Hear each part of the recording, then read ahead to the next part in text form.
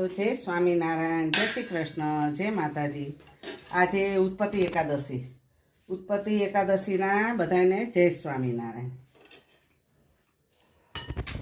આજે બનાવ્યું સૂકી ભાજી, સિંગદાણા નાખીને બનાવી છે બેને, અને દહીં।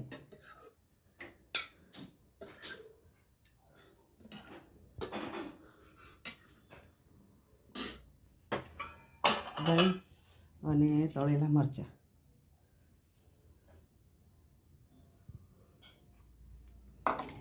માંડવી પાક મહારાજને।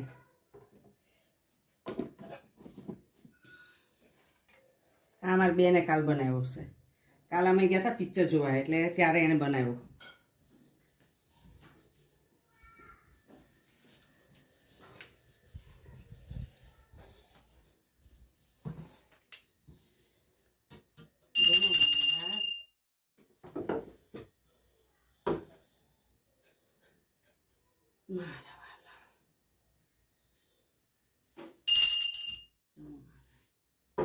જમજો કાનુડા લાલા।